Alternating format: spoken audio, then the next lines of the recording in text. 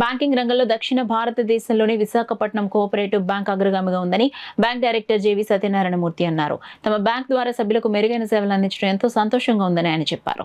కాకినాడ సూర్యకళ మందిరంలో బ్రాంచ్ సభ్యుల మహాసభ సమావేశం నిర్వహించారు. ఈ సమావేశానికి ముఖ్య అతిథిగా బీసీబీ డైరెక్టర్ జేవి సత్యనారాయణమూర్తి విచ్చేసి మాట్లాడుతూ 109 సంవత్సరాలుగా విశాఖపట్నం కేంద్రంగా బ్యాంకు కార్యకలాపాలు సాగిస్తూ సామాన్యుల బ్యాంకుగా పేరొందిందన్నారు.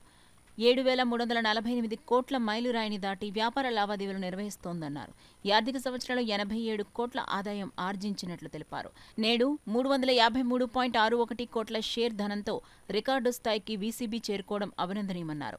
నూతన సభ్యులు చేరేలా అన్ని చర్యలు తీసుకుంటున్నట్లు పేర్కొన్నారు. ఈ సమావేశంలో వీసీబీ ఉద్యోగులు, ఖాతాదారులు తదితరులు పాల్గొన్నారు.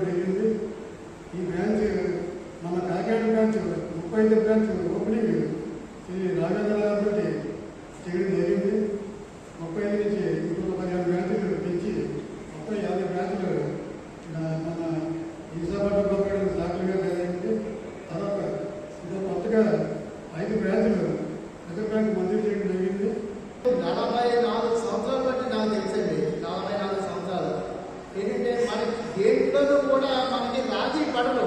ఏంటంటే లోన్లు ఇవ్వడం అంటే ఇస్తారు, ఏంటంటే గ్యారంటీగా వీళ్ళు కడతారు అన్నప్పుడే మార్గేజ్ లోన్స్ ఇవన్నీ కూడా చేస్తారు. కానీ మనం అందరూ కూడా మన బ్యాంక్ గురించి కృషి చేయాలి.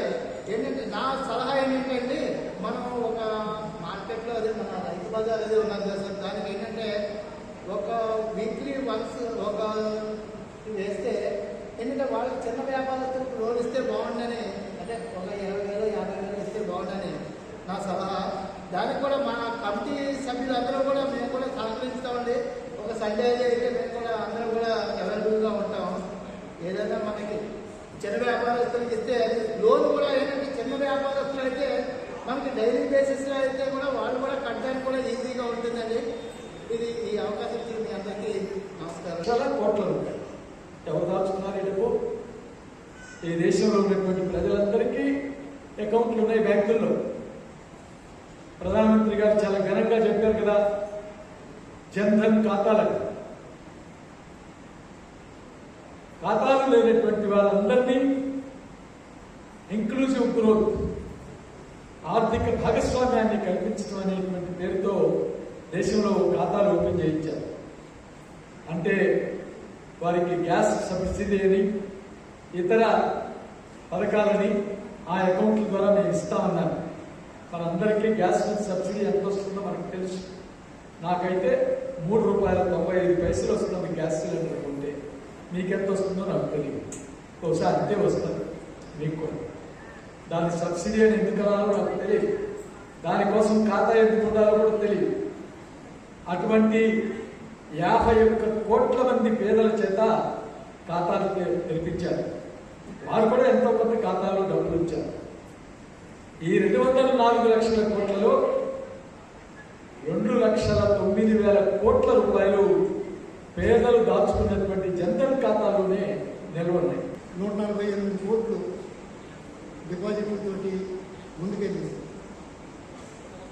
ఈ రకంగా ముందుకెళ్ళడానికి కారణాలు ఏంటి? దీనికి మిగిలిన కోఆపరేటివ్ సంస్థల్లో ఉన్న వాటికి కొంత తేడాల గురించి కూడా కొంత చర్చించారు.